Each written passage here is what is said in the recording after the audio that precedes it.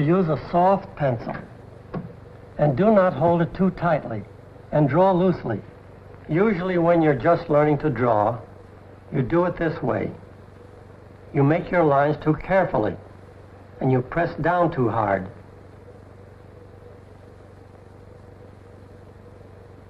Now let's see one of our studio artists at work. See how smoothly he works. First he sketches out the general outline of the figure, and then fills in the details later. Now let me show you a few simple tricks. Here's a circle, and an oval, and a pear shape, and a sort of a hot dog shape.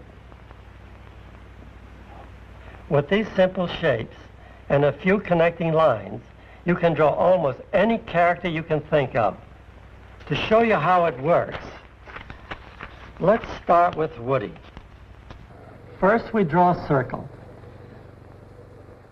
and put two ovals inside it. Two lines make the bill. Then we put in the eyes, the eyebrows,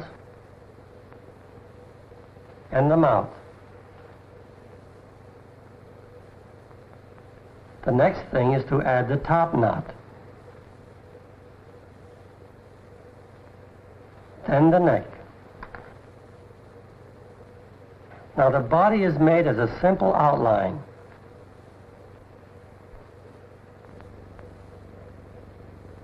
All we have to do now is to put in a few details to give Woody his familiar personality.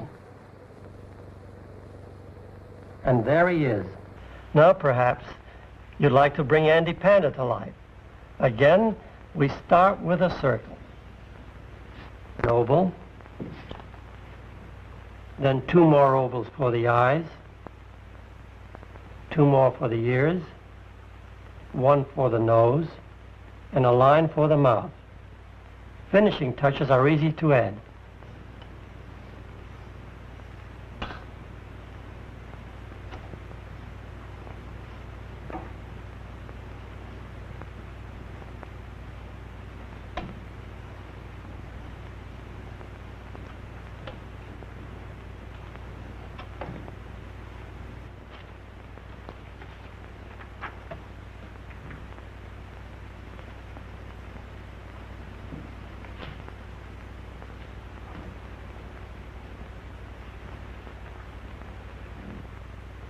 There we have Andy Panda in person. So no matter what you want to draw, remember, you can do it better and quicker if you use the little tricks I've shown you.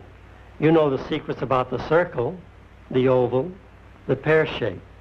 Just put them together with a few connecting lines, and you can create your own cartoon kingdom.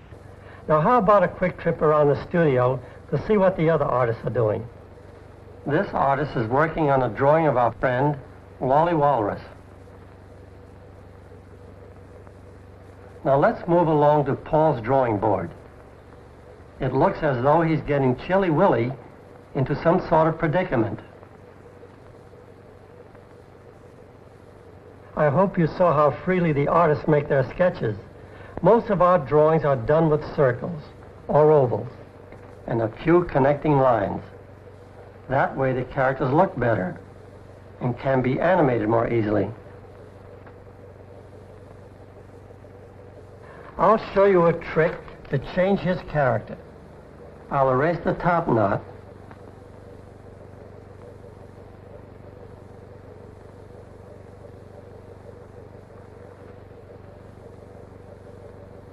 Then flip it back this way.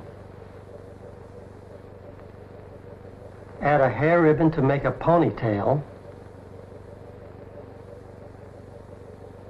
Add a skirt and its knothead sister, Splinter. These are only a few of the characters in the drawing book. And on my desk I have just about everything I need to do a Big Nate strip. Starting with my pad of paper, I draw on something called Bristol board. It's nice and smooth. And then my drawing tools, like my non-photo blue pencil, which is really cool. When you photocopy something in non-photo blue pencil, it doesn't show up.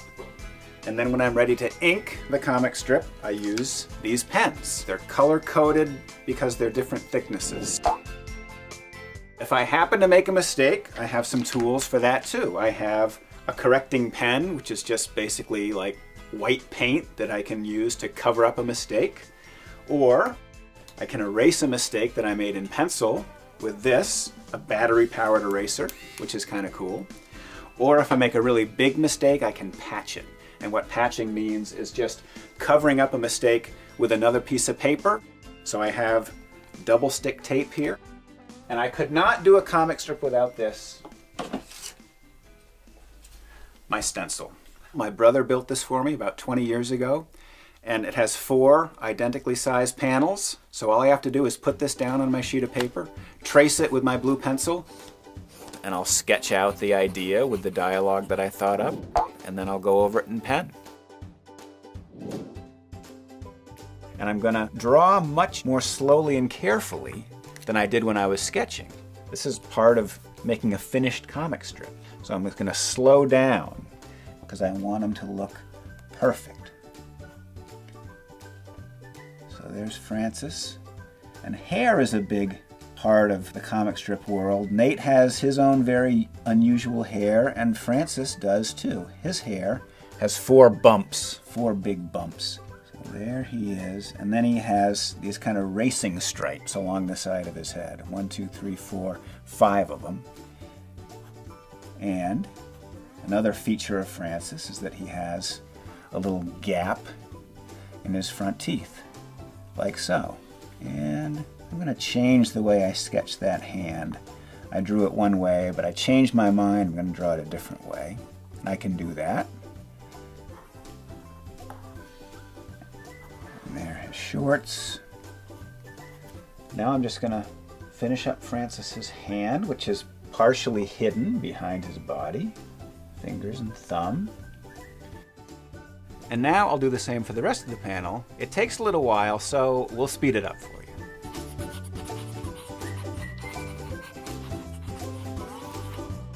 There, all done. That's a finished comic strip.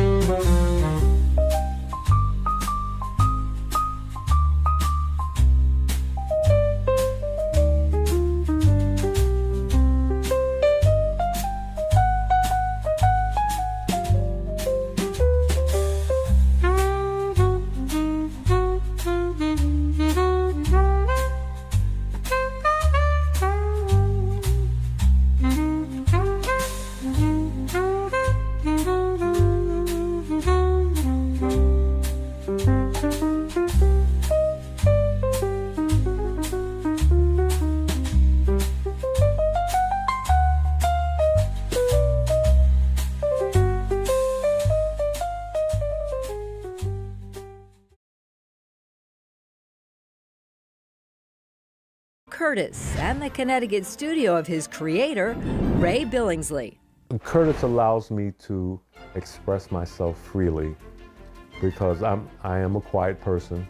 In Ray's words, few have heard his voice, but he speaks to millions. 43 million, in fact, who read his daily syndicated comic strip, Curtis. Here comes the little guy. Does he come to life for you? Oh yes, he's doing it right now. And in what way is it that you hear his voice? Oh, what he starts doing is saying, finish. Curtis is now in its 36th year, and Ray has created stacks of strips tackling a range of topics, always remaining true to his characters and with his readers in mind. If I can make you smile or think for just a few seconds a day, then my purpose is done.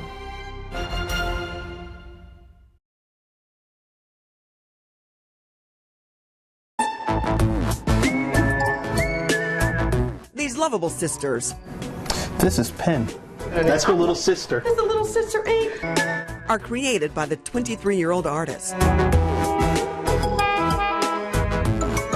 So the characters themselves are actually the authors and the illustrators of these books because it's made under their perspective. Pen and ink hope their passion for art brings joy to people. You could say their art is imitating Dion's life. I just want to inspire people, just show them that the more love and fun that you have with your work, the more, people will be happy to support it. And the support doesn't get any better than famed Garfield cartoonist Jim Davis from Muncie. He helped get my comic strip Life with Crummy in the Herald Bulletin as a daily newspaper comic strip. And his work, like his mentor, teaches lessons of acceptance. He was a fat, lazy cat, and he loved himself the way he was. And it inspired me to be able to see myself in the same way. Within minutes, we were inspired by his artistic gift that also shares the message of love. People believed in me, and I want to be able to bring back the love that everyone's been giving me here.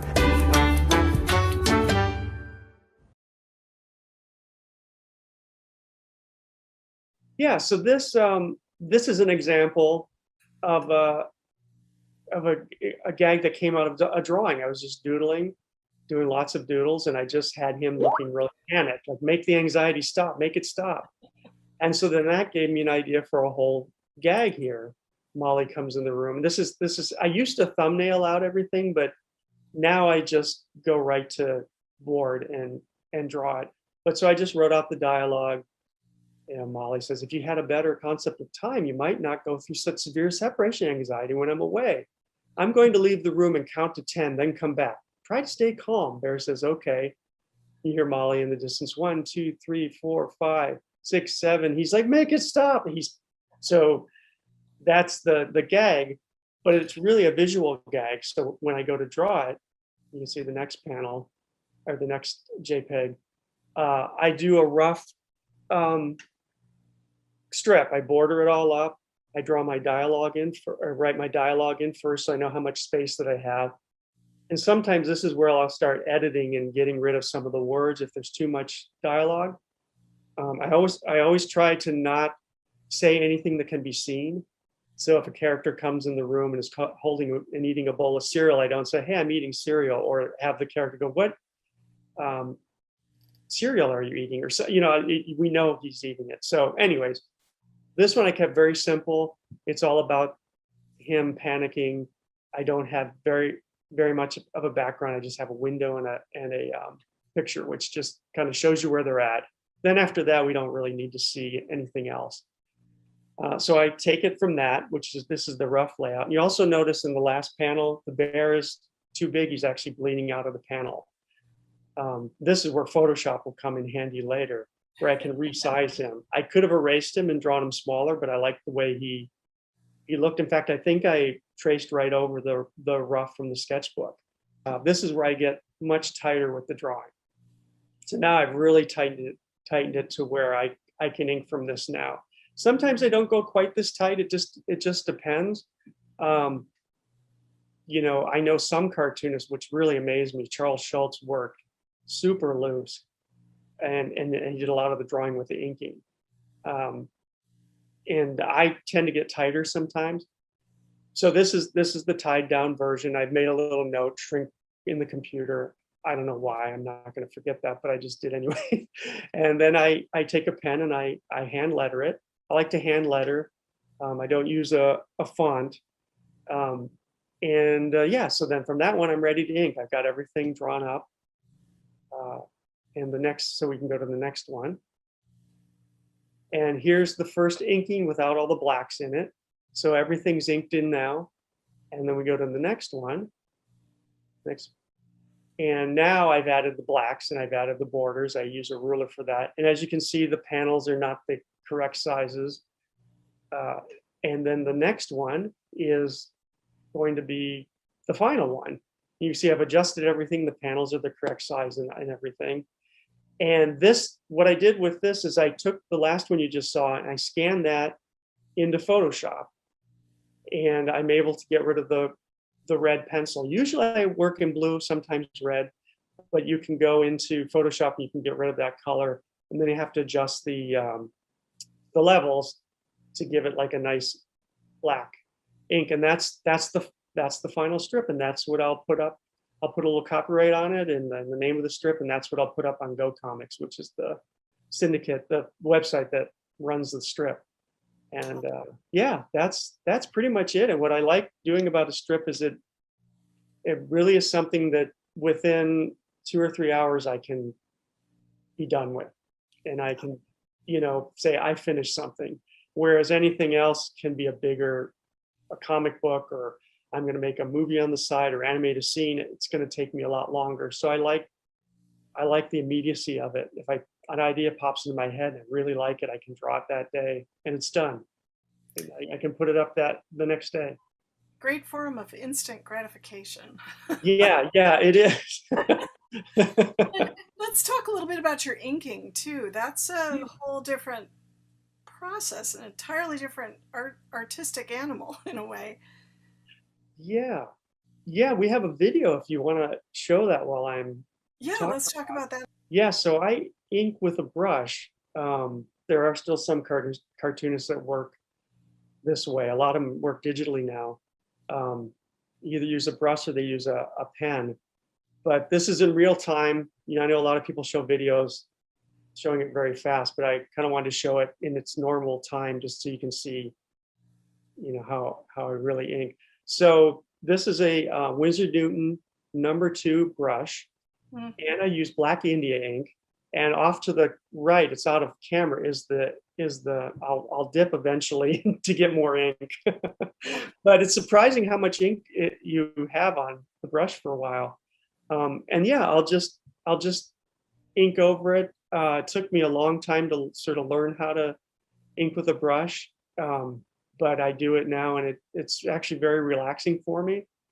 I enjoy the process. It's kind of almost the least stressful part of the whole process, in a weird way, is the inking for me.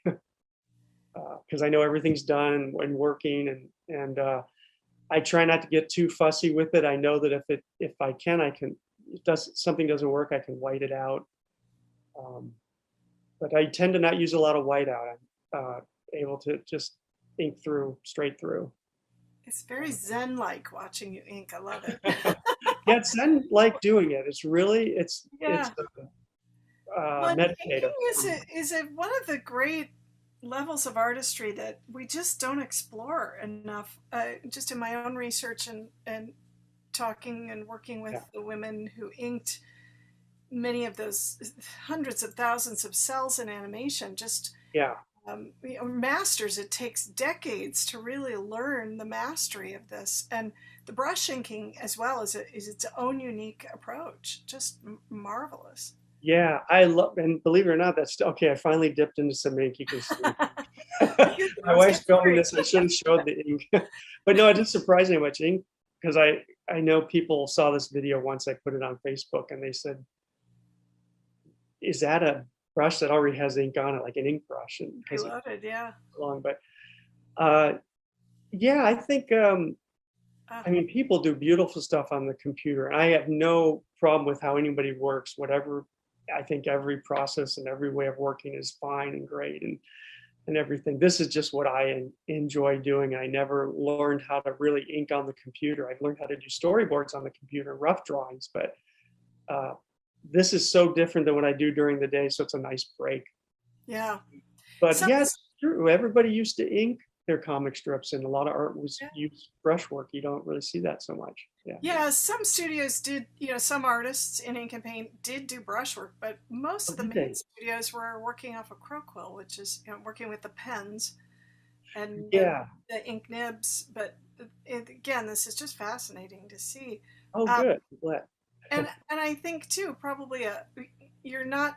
What I'm also thinking about as I'm watching this is you're not as pressured deadline wise or time wise. Maybe you are, but this is moving quickly. Because I don't do the strip 7 days a week, and Go Comics lets me post whenever I want to. I post 7 days a week now because I have such a backlog. I run a lot of reruns, and I do like maybe 2 new ones a week. So you can read it 7 days a week. But because I don't have that steady deadline, I don't have to rush. Yeah, I can, I mean, the deadline is my own, where I feel like, oh, I haven't put something up in a while. There's too many reruns. I need to get something new up for people. And also I have this new idea that I'm excited to share with people, see if they like it, or, what comments I'll get. But yeah, you're right. There's no pressure to,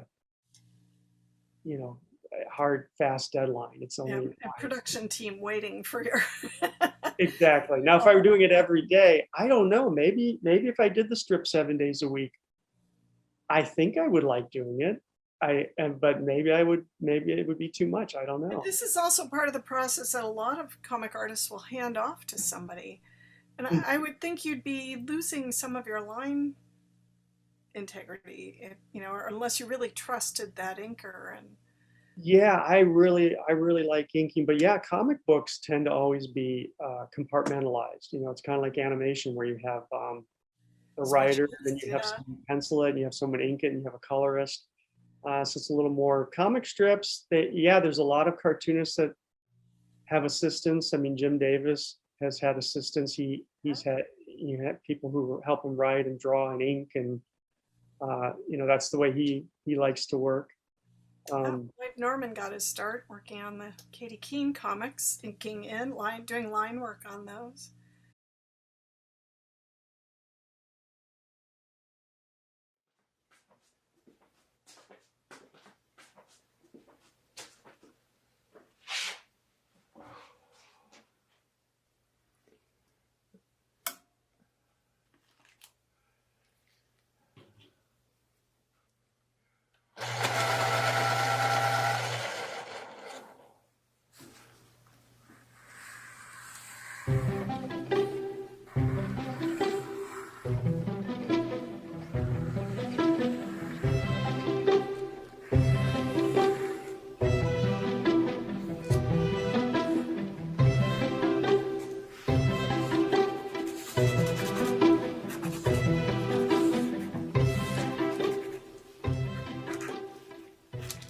My name is Bill Barron.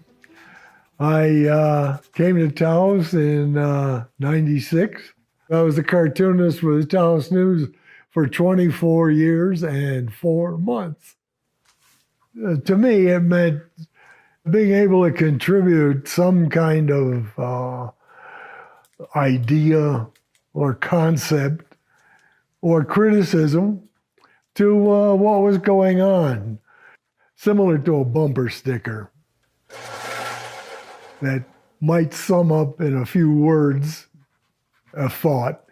I think the editorial cartoons may be the same way, that visually they're interpreting what an editor or a reporter might be talking about, trying to get to the point visually, so there's a little easier and instant understanding.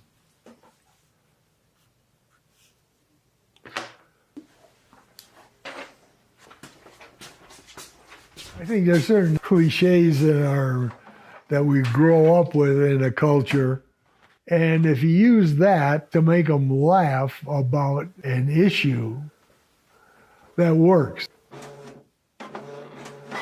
I hope newspapers, they have to survive. In some form or another, they will, because communication has got to be there, especially with the clowns we have in politics nowadays. But I still remember laying on the floor reading the paper, and it was big, you know. And as a kid, the Sunday funnies were a big deal. So that's the story, and I'm sticking to it.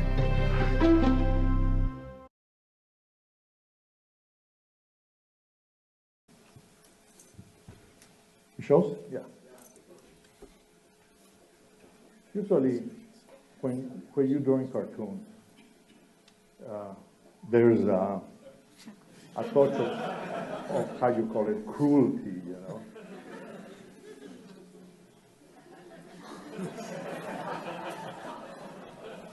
Because it's an old saying about drama is when, humor is when it happened to you, and drama is when it happened to somebody else. You know?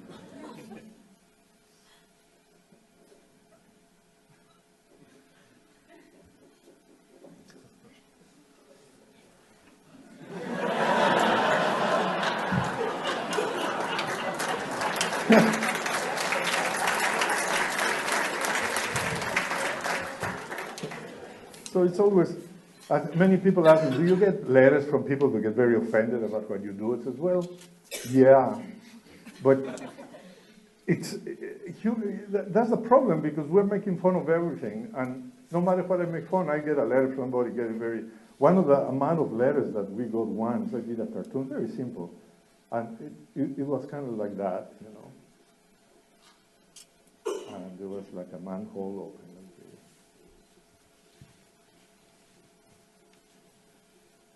And the only thing I drew was something like this. When people got so offended about it, you know, I didn't mean no harm, you know. It's just part of the humor, you know. But it goes like this about every subject that we do. It's always a little cruelty involved in it. Give me any subject. Acrobats?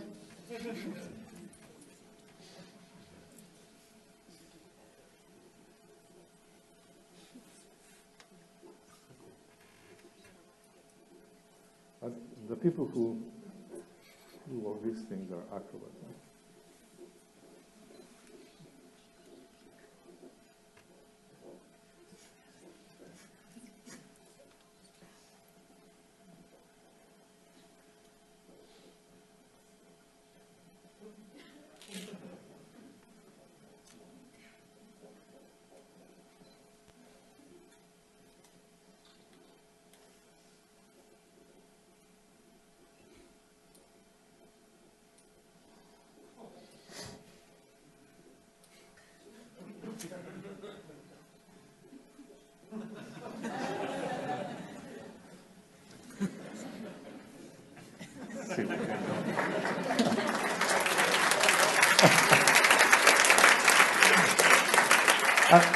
And then, because of the length of the marginal, sometimes you come with silly cartoons, like when talking about the circus, and you take the liberty and do something like this, you know, because of the long line, you know, you go, and then you go like this.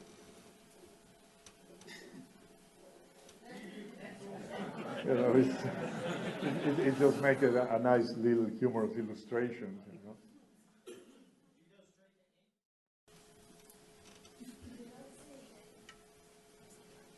Oh, sorry about that. I forgot.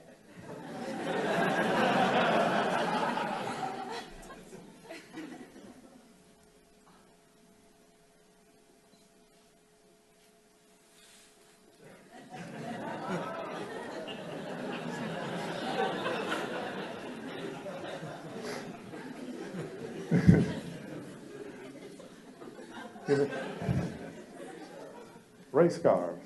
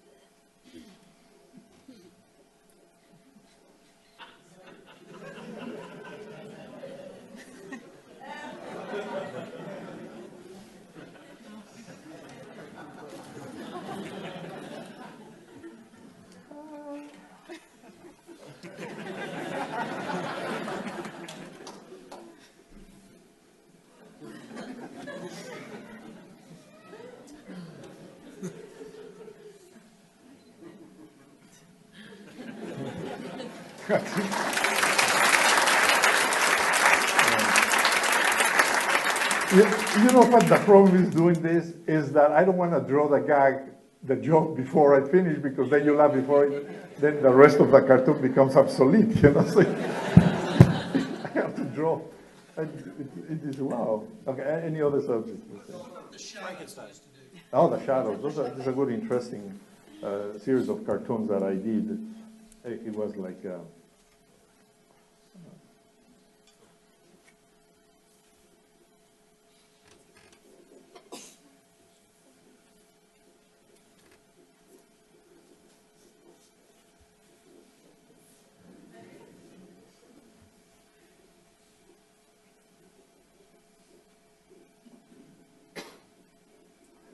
This series I did a few years ago.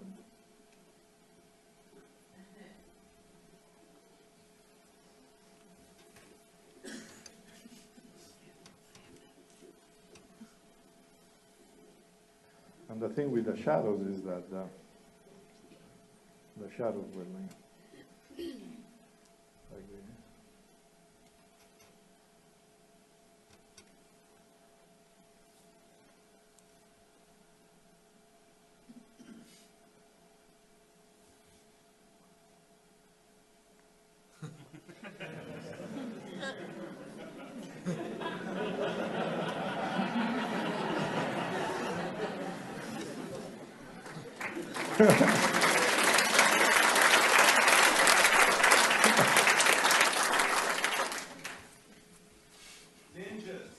Ninja.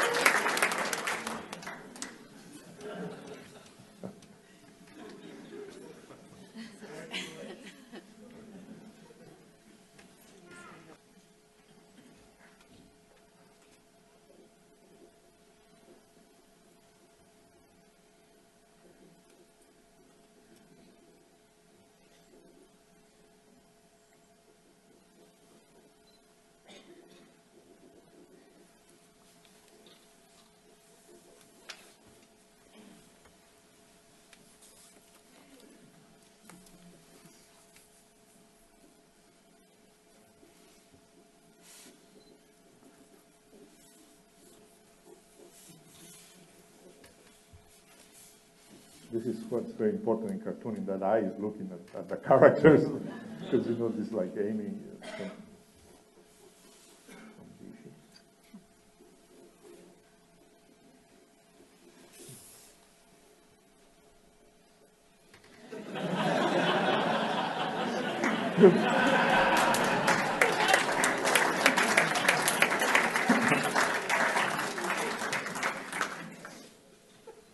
And we have tons of it. Wow. You just get like, animals. Huh? I didn't hear.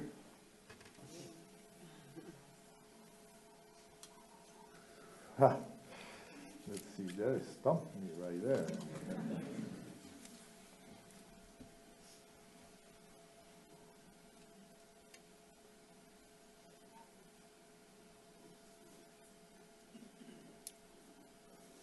Even though the uniforms don't look like that anymore.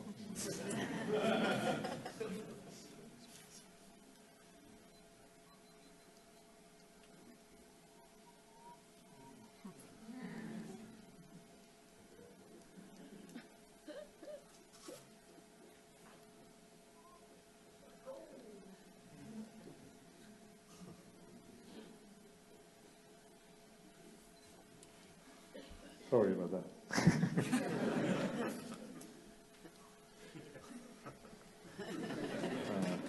Yeah.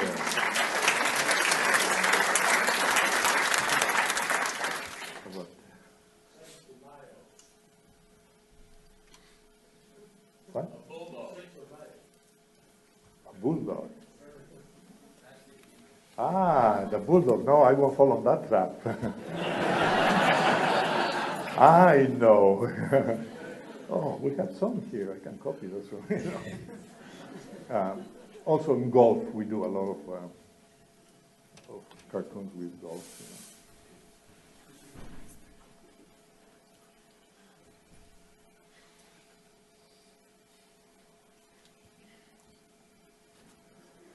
Let me give a break.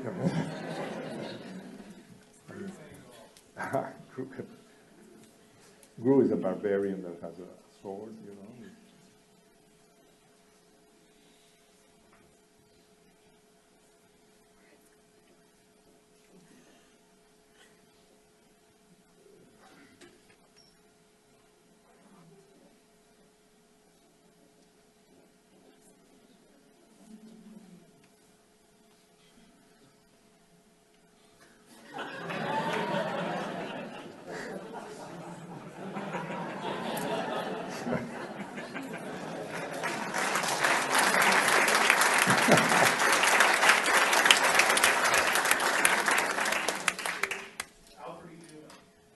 Alfred Newman.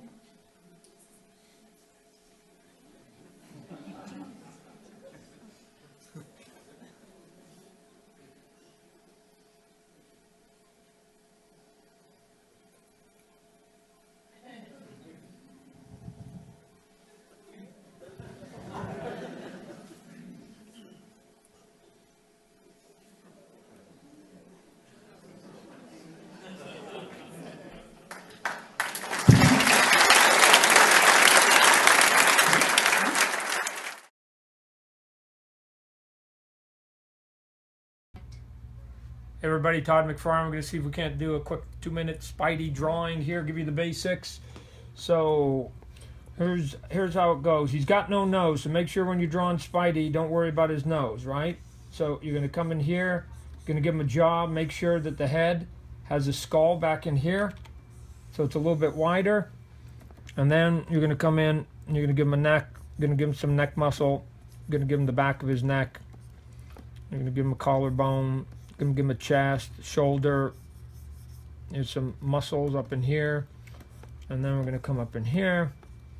And we're going to have the little Spidey up in here. Now, I'm going to cheat just a little bit here because I've got this tool that some of you don't have. You're using a pencil. And it allows me to make my shapes and just fill it in black. I like to do, as you guys know, if you've done Spider-Man and read some of my Spider-Man stuff, I like to do big eyes. So I'm going to show you the big eye here. I like to make it so that it's a little bit skinnier and it tapers a little bit at the top. So make sure that if you do that, you get there. And now here's sort of really the big trick here of doing Spider-Man. And again, excuse me for the head not being perfect. I'd take more time. Is that now I have to start laying in the lines. So I usually do the first circle here. And then I do the lines here. But you have to start curving them on the head over here. Because eventually those lines, not only do they have to start coming down the face, but they're going to have to start to turn and come down the neck right here. So all of these have to start coming down the neck, and then once you get to the neck, then they have to basically spray back out and go across the body. So again, it's not quite as easy just doing a bunch of straight lines. And then what would happen is you then make these circles here, and I used to like to put a lot of them. Now the thing that I'm doing, because I'm cheating, is that I'm not making webs. I'll show you that at the end, but that's sort of the slow process. But now the other part is you got to start tilting this, and this has to start tilting so that by the time you get to the neck, it starts to tumble. And now you go right here. Notice that my start of those circles was this way, and then it started to fall this way. So by the time I got to the neck, it was going this way, right? So you can see that. And so now once I've got sort of the basic shape in here, now this is where I can sort of add some of the Todd sort of stuff that you guys are used to seeing. I'd come in here and I'd do the shadows, right? Your head's going to connect and do a shadow up in here. Do some feathering lines up in here. Maybe make some feathering lines up on the muscles. You know, you're always going to have some kind of feathering on the back side of the head. All the feathering does is give you a little bit of shadowing, so it just feels like the head is being turned, right? Even sometimes you just give it a little bit of line there so it feels like he's got a little bit of cheekbone. And then you just start throwing in some little sort of doohickeys here that become ultimately the muscle structure of the shoulders and things like that. And then what I always did was if I put the thick lines in, then it was easy for me to then start putting in thin lines, and I could get to where I wanted to get to. And then once you sort of have all that, then let me see if I can color this very quickly. I do another layer, I go get my red, I go okay, and I've got this little cheat tool so I can just draw and watch what happens here. Hit my button, red, hit my button, red, and I can get him go red pretty quick. We'll get him red real fast. And then you're going, Todd, come on, that's terrible. You just covered up all your drawing. No, because now I hit another button and it basically, I get to see it through. And then sometimes I'll add another one. Whoop, I'm sorry. I'll add another layer, and then what I'll do is, this is how I get shadowing. I'll come in with black, and then I'll just start cutting in black. So let's say I want to do some shadows up in here in the face. I'll put some shadow there. I'll put some shadow under his neck, and maybe I'll even put a little bit of shadow here on his chest, up in here, and maybe up in the shoulder area here. Now I slide my tool. Watch what happens, and it gets a little bit lighter each time. So now I can create a shadow fairly quickly. And if I go back to my brush, now I can start to feather that and add shadows wherever I want with a little bit more control instead of having to do it big. And so now you can see that you can get some highlights fairly quickly in places that you otherwise couldn't. But anyways, there it is. There's a quick 2-minute drawing. Spidey, you guys be good. We'll do Spawn next time. Thanks.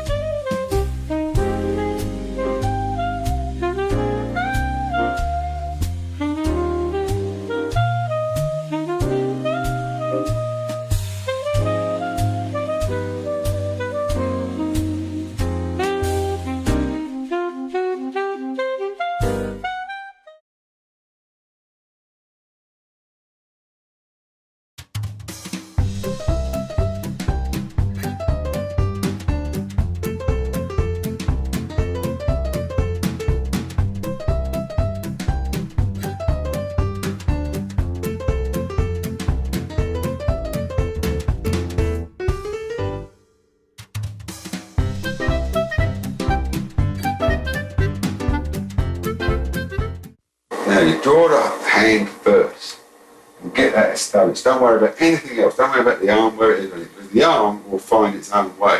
It's like if I'm going to hold that lamp, my hand is on that lamp, my arm just goes with it. The hand went there first. So, I mean, there's a line there you can almost see. And see the arm's there. Whereas if I had tried to draw the arm first, I would end up with the hand in the wrong place. I know I would.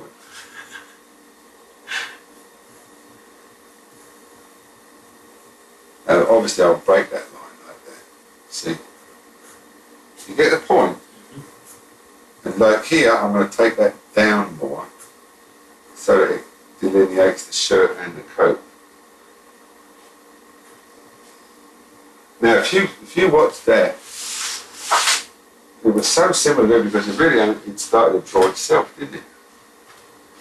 You know, like the nose and the eyes and everything, it almost fell into place on its own because you could see it on the paper before you put it down. Yeah. You bring another one over for me, Keith. You see the difference between this guy and this guy? I mean, look. See the point?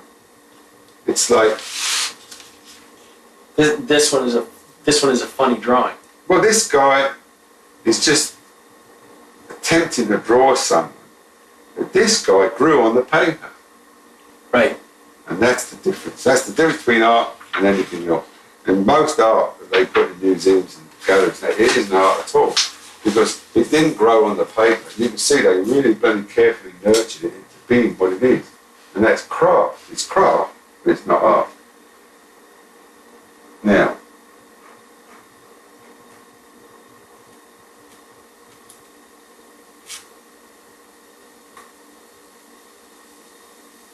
I'm going to do the bottom line of the hat, right?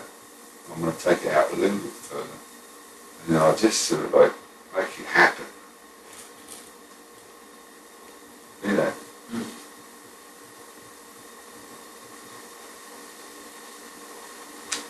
Now it's not exactly like the same guy that I was drawing earlier, but it would be another guy.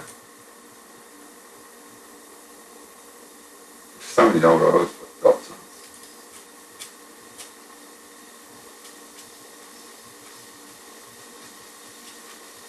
See the energy in it. Sorry, Keith, I'm sniffing away.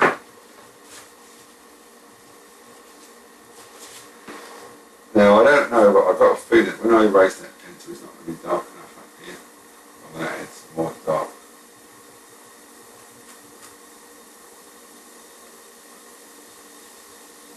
Now, this is where I draw a line quickly, because for some reason I think this is important. I don't know why, I can't explain why. That line there, I think, should have a certain clean cut quality to it. If I try and do it quick like that. Now, ties. Ties are very hard to draw. What you do is you go like that, and then like that, and that avoids drawing a tie. See my point? Yeah.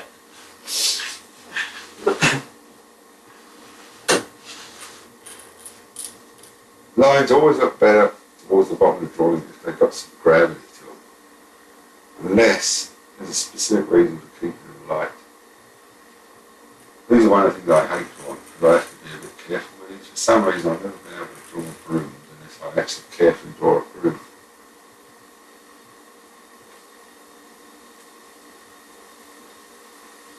See, that's the thing you're conscious of all the time. I know that from some of the things you could say. It's like shadow. See, that if he's holding that broom, you really want to get a shadow behind that broom over there, because in that way.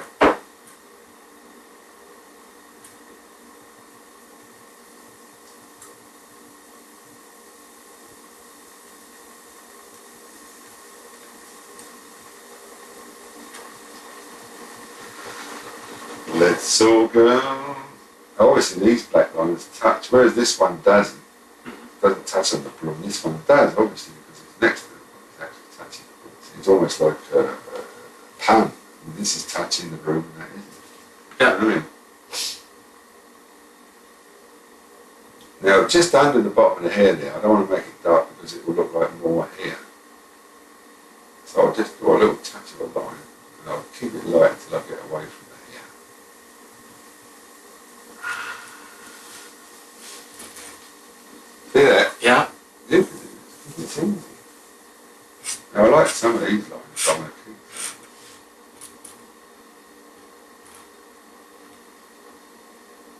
But you don't want to get too, I'm trying to be a little bit too clever with you now, but you don't want to take the eye away from what's really important, and that's the guy's face.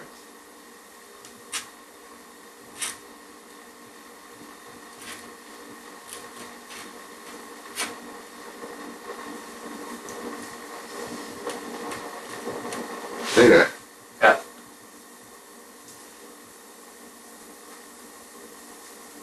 The only reason I'm making this room a bit darker up here is because again it's an instinctive thing, but I felt it wasn't standing out enough. The line weight was too close to his jacket. See how it stands out more? It's got more 3 dimensions. Yeah. It's actually coming towards you now, isn't it? Whereas before it wasn't. That doesn't mean to say, because Don always goes both sides when he does anything like that. I said, no, you don't do both sides. One side is good enough. If you do both sides, it looks lousy.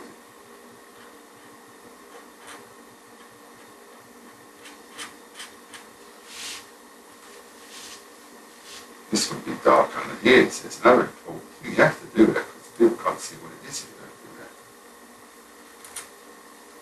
The bottom can be dark. See, when you look at that piece, you can almost see that line there is not dark enough, can't you? Yeah.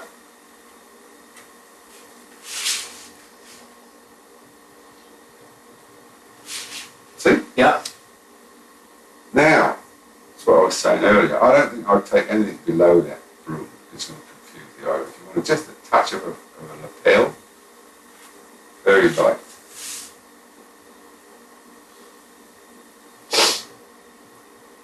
Button. Could do button. But I can never remember which side things button now.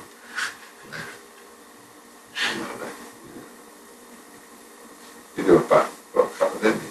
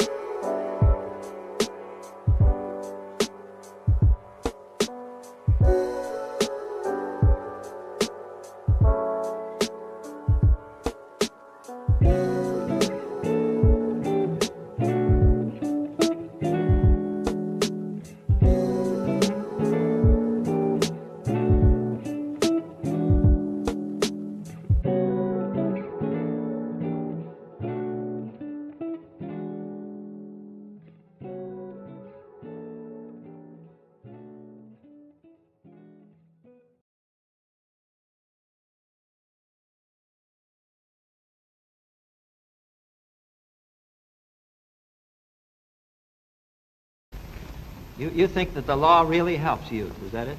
Oh, I certainly do. And as you will see when I get this little lad's map,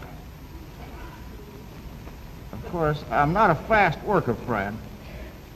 Well, you're way ahead of us. I bet you have your Christmas strip already, haven't you? Oh, yes. Takes a little time. Oh, you got a sneer on Junior's face there. You know, Fred, I hate to do this to Junior because he's really a very fine young American lad. Oh. That's Junior, all right, but Junior's in a bad mood, and Junior's in a bad way.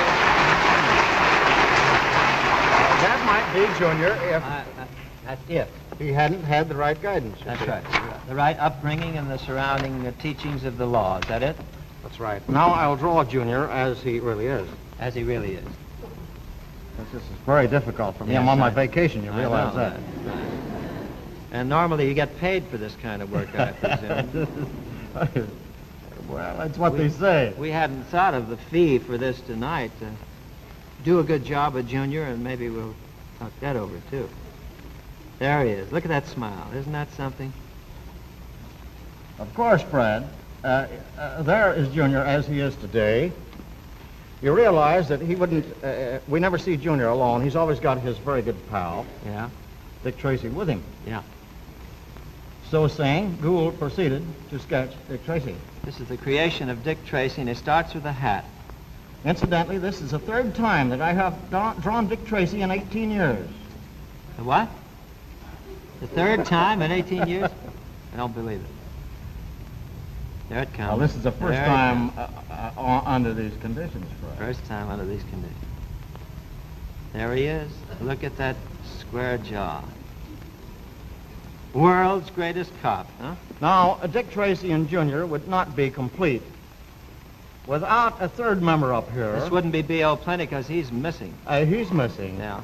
Oh, I do hear that they found a big cud of chewing tobacco north of the city park, so we have a clue. He may be back. He may be back.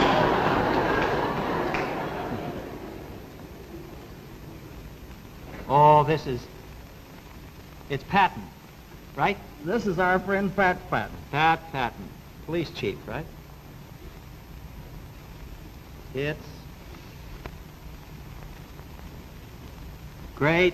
This is the era of the silent picture. It's great to be a P-A-L. What does that mean, Chet? That is P-A-L. the Police Athletic League of Philadelphia, Fred. I'm very happy to say. Isn't that who was wonderful? Sponsored Isn't that beautiful drawing? Isn't that nice?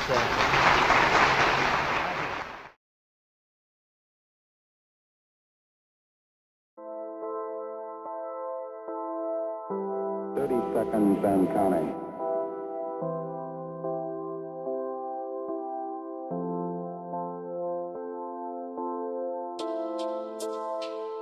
Seconds and counting.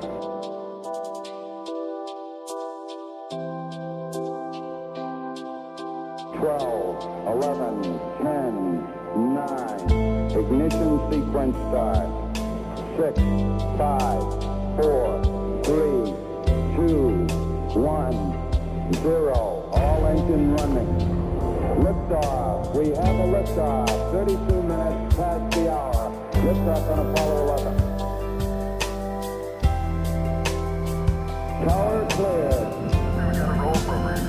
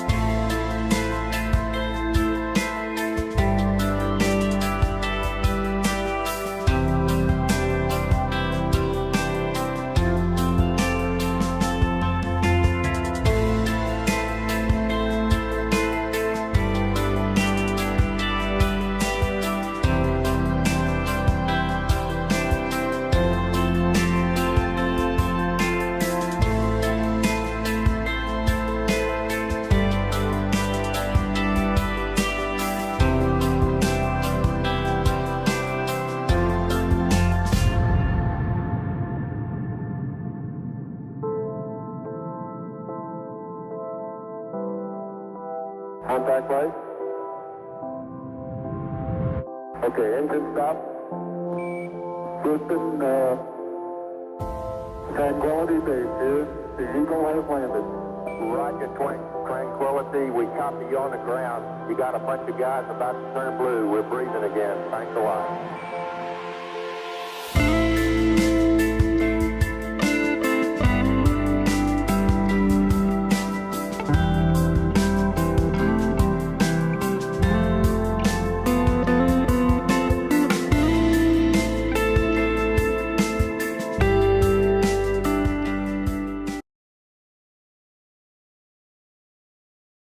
So here's an old book, and let's see if we can draw an old character from it. You guys probably are too young to know who Popeye is, but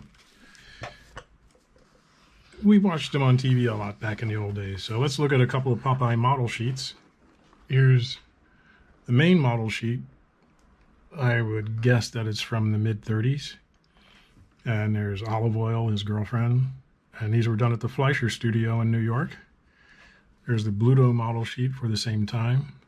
Notice how everything is broken down into basic shapes: circles, cylinders, ovals, ellipses.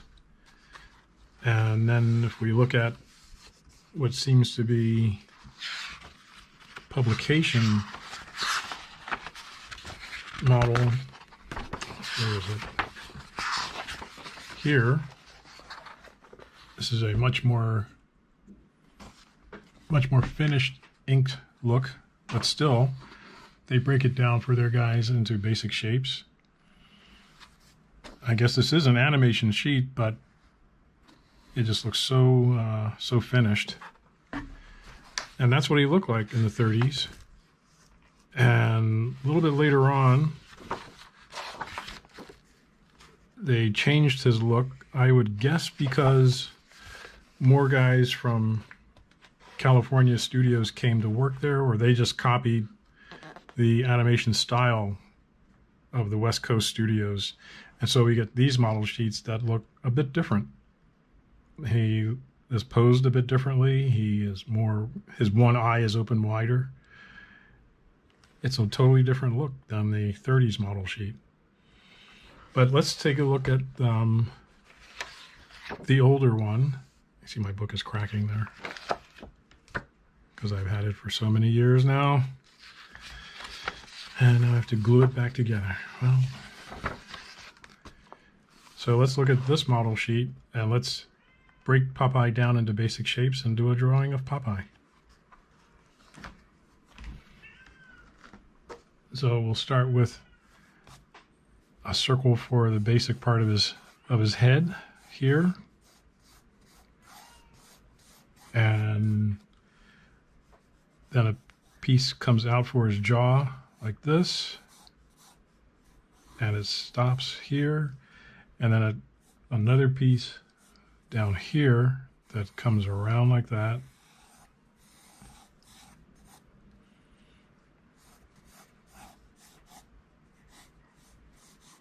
Maybe this piece is a little bit longer, and this piece comes out a little bit more like this. But that's the basic shape of Popeye.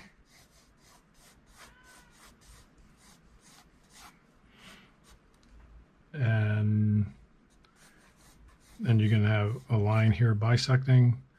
His nose goes a little bit above the jawline like that. It curves back here. And then he's going to have a line that goes across. And another one here for his actual mouth, I guess, coming out. The pipe sticks up. It can stick up from here. Sometimes it's over here. And then it's cylinders. And then one eye is open like this. And you can continue the circle up like that for the eyebrow, coloring the eye. Then the other eye is closed, and it goes up like this.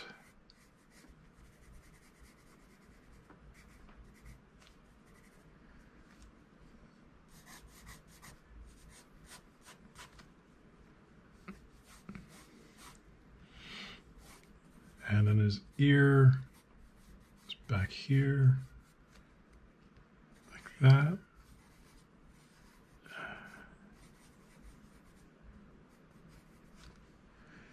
And then his hat goes around his head like this.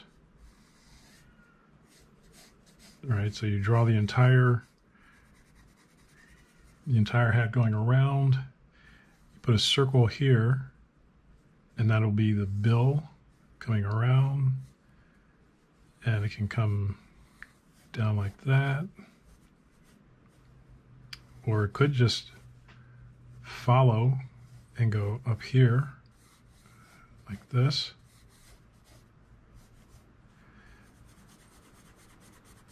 And you color it in there. And then the top of the hat, it'll have to go out like that, up, and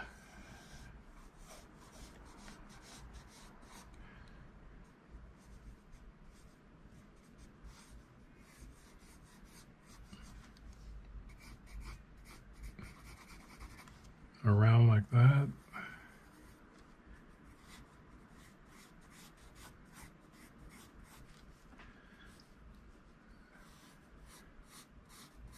Keep the shapes organic.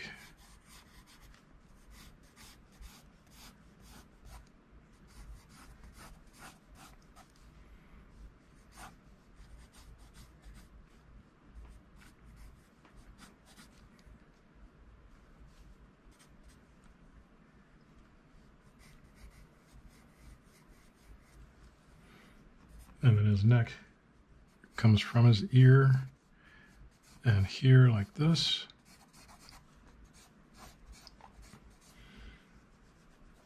His basic body, you round off the shoulders like that and just make a nice curve down like that.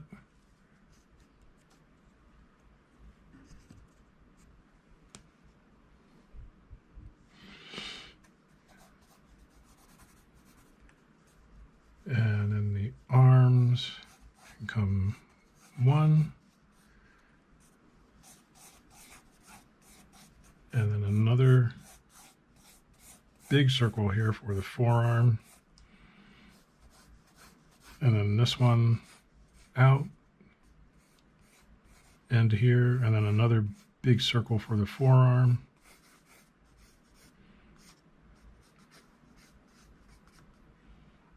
And he's got anchor tattoos that follow the curvature.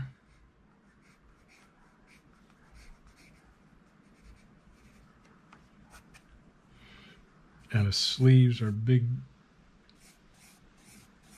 rolled up sleeves. So there's one, and it goes like that and like that. Follow the curvature of the arm. And then this one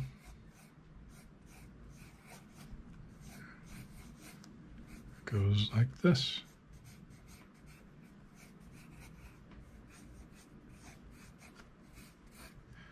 Other details follow, like the keyhole for his neck. Look at that. It goes around the arm like that, a little bit above like this. And then this line comes up like that.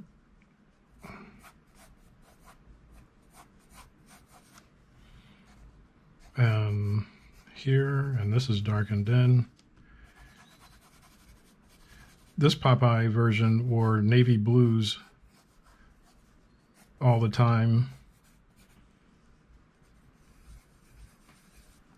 At some point, someone decided we should put him in navy white instead.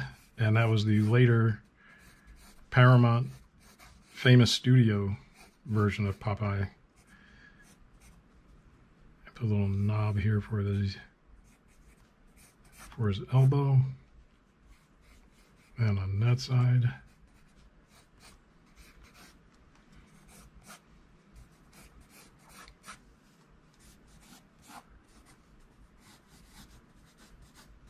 So there you have Popeye. take some of these out so you know which lines you're going to clean up when you go do your final line work.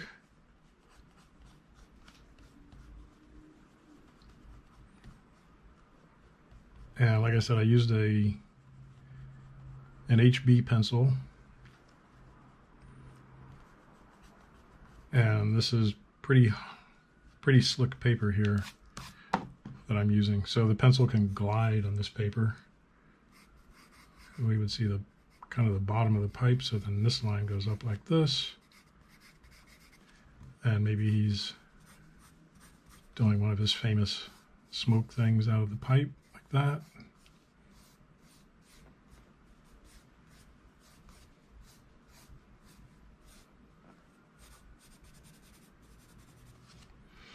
So there's Popeye.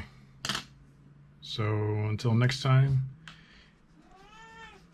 yes, Kitty, keep drawing and keep having fun, which is what Kitty's going to be doing, I think, as soon as I feed him.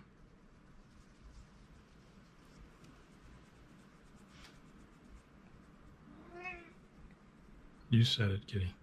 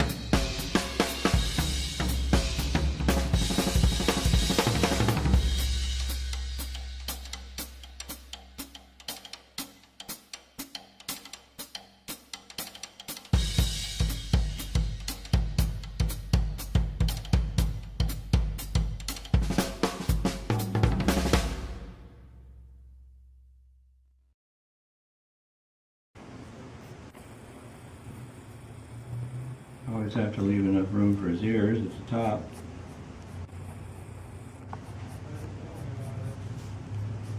Do a quick layout first before I finish him up. I like to show him carrying a carrot. That's what he loves to eat.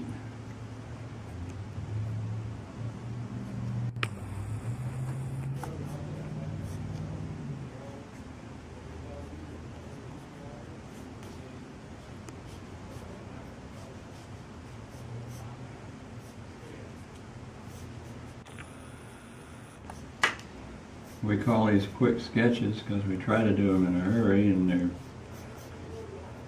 tend to come out pretty nice, but they're not finished, so we can move on to the next one.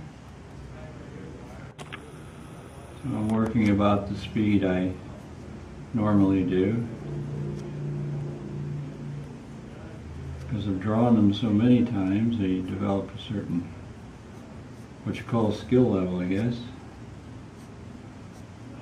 He's a great character to draw. I love all the Looney Tune characters, but Bugs, kind of my favorite.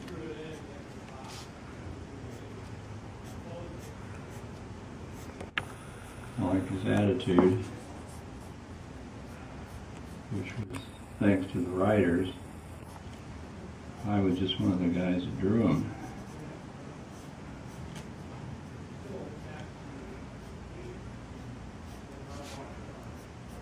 Come down here and give him some legs.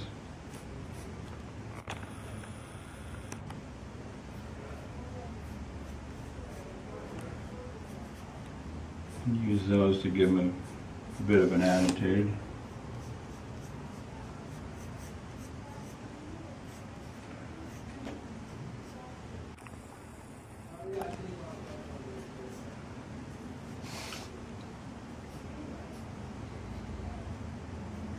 We go back and darken up the preliminary sketch lines, give them a little definition.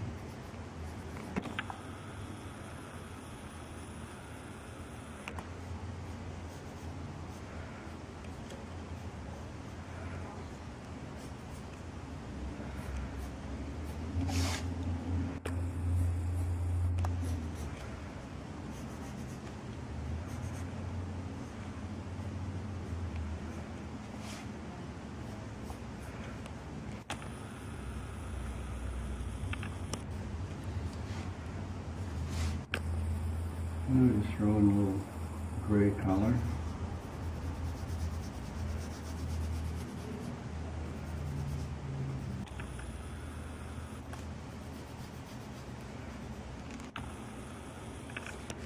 And since a nice young man named Greg is filming this, we'll just go with this.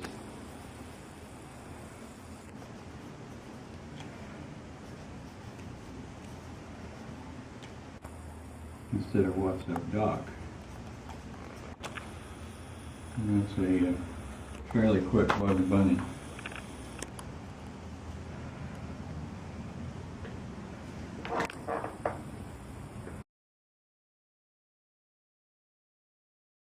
Oh, could you do a Bugs Bunny? And I always start with the ears because I used to draw the head, and then I found I didn't have room for the ears, so I had to bend them. Who is Bugs Bunny? Well, Bugs Bunny is most of my characters are what I am, like the Coyote or Daffy Duck or so on. As George Orwell said, I've never met a man that was worse than I am, you know. And so all I have to do is dig down inside the character to find out what he's like. I mean, Daffy is, you know, is self-serving and very willing to do anything to anybody else as long as he gets his way. Well, within all of us, I think there's that factor. We'd like to be avaricious and to protect ourselves. But Daffy will say, when he's betrayed Bugs, he'll say, "Well, this is a good thing. It's better it happened to him than to me, because pain hurts me," you know. So I told that to my doctor one time. He said, "Do you want a shot? Do you want a?" The dentist, I said, he said, "Do you want to use Novocaine or whatever they use?" And I said, "Of course." I said, "Pain hurts me." And I said, "What do they invent the stuff for if you're not going to use it on me?" Chuck, So, I heard one time that Bugs Bunny got his name by some roundabout way. Do you know the story I'm talking about? Yeah. What happened was that there was a newspaper, an old newspaper man who worked as a story man at the studio, and his name was Bugs Hardaway. They used to call people Bugs. And, I mean, the newspaper editors were calling things, and there was Bugs Bayer and Bugs, and various kinds of Bugses, and he was one of them. Well, he wanted a drawing of a rabbit, and a man named Charles Thorson was working in the studio, and Bugs Hardaway did not draw very well, so I better write this so you can see what I mean. So after he'd made the drawing of this original rabbit, which didn't look anything like this rabbit, he wrote, he sent it back and he said Bugs, and he put the hyphen Bugs Bunny, like that. Isn't that amazing? So it was a possessive Bugs. It wasn't possessive. It wasn't just Yeah, Buggy or if it had been for me, it would have been Chuck's Bunny. See, it happened to be Bugs Bunny, and Tex Avery, who was making a picture at that time called the Wild Hare. Yeah. Thought that'd make a wonderful name. Tex was really the did a picture called The Wild Hare, and that was really the first Bugs Bunny that caught the essence of the matter. No kidding. And yeah, I saw that cartoon, and somebody had also explained that that the scene that the bunny was in, and I think it was that movie, well, they had no name for the bunny, or they had no name for the rabbit at that time, and I think it was Elmer Fudd or somebody like that, and he shot this rabbit, and the rabbit laid down, and then Elmer Fudd came over and looked at it, and then it reached up and kissed it. Yeah. And it said, "This means war," and turned around and then started walking off. Yeah, playing a fight. Right, playing a fight. He was playing the carrot. Classic playing the Bugs carrot Bunny. as though it was a fight. Yes. Well, I mean, that's a classic Yeah, it Bugs is. Bunny scene. Yeah, well, Tex was a marvelous person. I was fortunate because I animated with two of the best directors in the business, Chris Freeling and Tex Avery, and they were incredible people. Well, Porky developed. Porky was just a kind of a little third-string Boy Scout, and was not very interesting to me.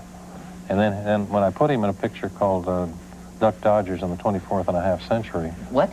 Duck Dodgers in the 24th and a half century. Oh, that's a wonderful name. And that was the one that both Lucas, in fact, Spielberg used that picture in Close Encounters of the Third Kind. When his kids were watching television in the picture, they were watching Duck Dodgers in the 24th and a half century. And Lucas told me that he saw that picture when he was 12 years old.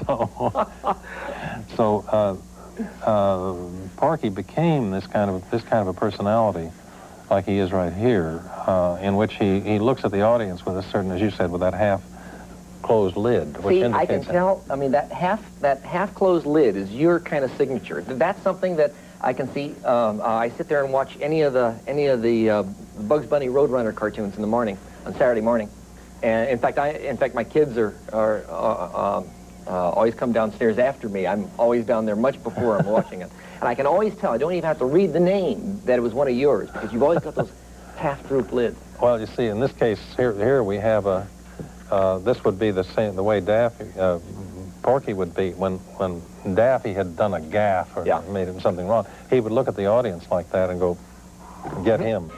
Daffy is usually sort of angered. Now, he's one of the few that wouldn't have the droopy lips, droopy eyes, because he's usually mad because he isn't getting his share. You know, he doesn't get his share of the pie. No matter how much of the pie is, he never quite feels. You know, in Duck Rabbit Duck, is when he was trying to pretend that it was rabbit season when it was actually duck season, and so that. He's usually furious, and he's usually standing in a posture which would be with his own dignity, like putting his hands on his hips. I mean, you see things in weights and shapes and natural phenomenons, you know, like gravity and shadows and stuff. Yeah, well, that's the whole point there is that if you're doing this thing we're talking about, life, that the animation means to invoke life. If you're doing that, then that's what you have to believe. The people that are watching the show have to believe that it's alive. But first of all, you have to believe it. Yeah. So if you're drawing Bugs Bunny, let me give you an example. I was drawing a horse here, but the horse can wait. If you're drawing Bugs Bunny, Bugs would stand. This is a kind of a primitive thing here. Here's Bugs' head up here like this. But Bugs would stand with all his weight on one leg. That's just a natural position for him. And we had to get that feeling of solidity, of belonging there, so that you would really believe that the weight is there. Daffy would stand as a different way. Daffy would stand like this with his legs bent, because Daffy never knew when he was going to have to run. And it doesn't matter where he was always afraid that he might have to run. So he's like that in that position. God. But this position is, curiously enough, where we learned like this is when we were, I used to look at Degas' drawings, you know, and Degas, and we learned a lot about weight. You look at those wonderful drawings of Degas' girls, the little ballerinas and stuff, and you notice an interesting thing. It's hard to believe because they look so round and lovely. That he would draw what's amounted to a straight line like this, right? And then he'd turn like this, and this is the bottom of the foot. Now, it doesn't look like anything like a ballerina, does it? It doesn't look like a rabbit either. Okay, then he would tell the entire story of the leg by drawing this side like that. Yes. And if you draw it the other way, like many people, you end up with a bunch of sausages. But he'd do this, and he'd put all this frilly stuff around like this, you know, and then he put the crossover business like that, but that laid there. So when Disney did the thing with those crazy ostriches, you know, drawing. Oh yes, and Fantasia. And they went like that, and they would walk like this, and you watch a girl in a ballet walking flat-footed. Yeah. She has no choice in the matter. She's got to get over. It's like walking in skis or something. So they walk that way because they have to. You know, I'm compelled to draw Peppy because Peppy's sexy, and my wife demands that I draw a sexy Peppy once in a while to be sure that. Okay, now you told me once, I think it was last time, that you had not been able to get girls very much. You were kind of a nerd as a kid, or girls didn't like going out with you? I'd say maybe, how can they go out with somebody you can't see? Well, this was one of the characters. This character, old Peppy, was the one that. Well, he was so romantic. Well, he was what I'd like to be. Yes. Just like Bugs, and so, but Peppy, who is probably the most unlikely person in the world to be socially acceptable, never has no knowledge of the fact that he may be so. So if a girl runs away from him, he'll say she's going someplace to find a trysting place. And he says, for the trysting, I can wait.